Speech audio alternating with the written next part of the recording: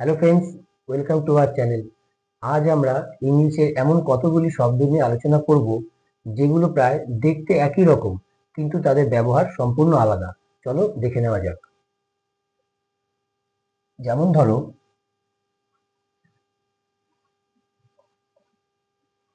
Some time.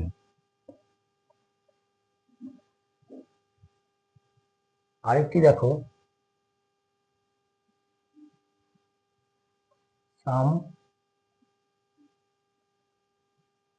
Time. আরেকটি হলো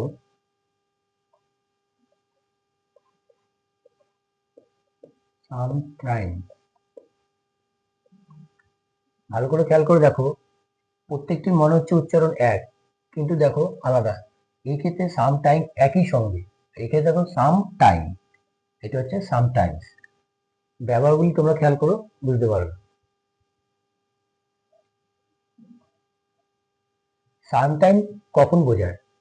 যখন কোনো এক সময়, এর মানে হচ্ছে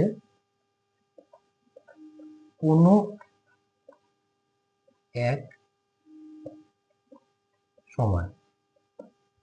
আর সাম টাইম, ভালো করে দেখো, সাম মানে কি? কিছু, টাইম মানে সময়। এটা হচ্ছে কিছু সময় বা অল্প সময়, বুঝা গেল? আর সামটাইমস মানে মাঝে মাঝে।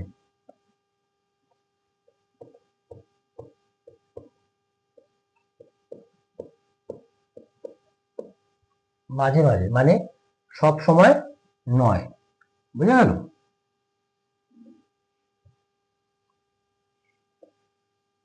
একটা উদাহরণ দেখি, তাহলে জিনিসটা ক্লিয়ার হবে। যেমন ধরো, he was a teacher sometime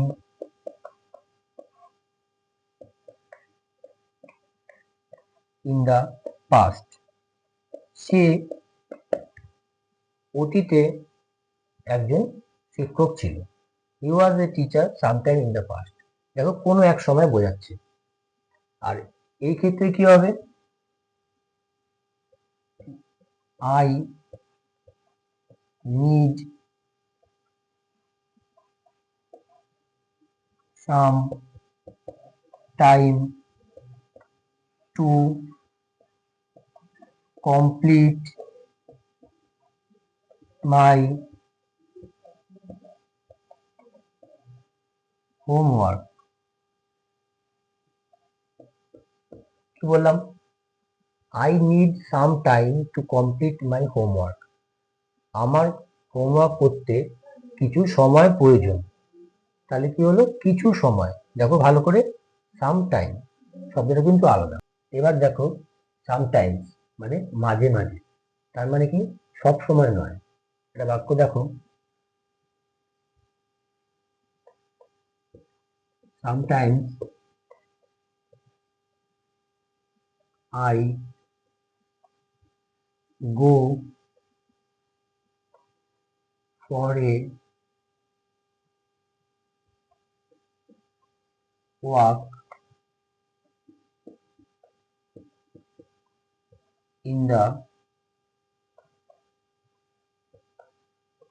morning. কি বললাম? Sometimes sometimes I go for a walk in the morning. মাঝে মাঝে আমি সকালবেলায় হাঁটতে যাই। তাহলে জিনিসগুলো খেয়াল করো, একই রকমের, কিন্তু ব্যবহার সম্পূর্ণ আলাদা। ঠিক আছে? আজ এই পর্যন্তই, পরে আবার দেখা হবে। তাই কি বলবো?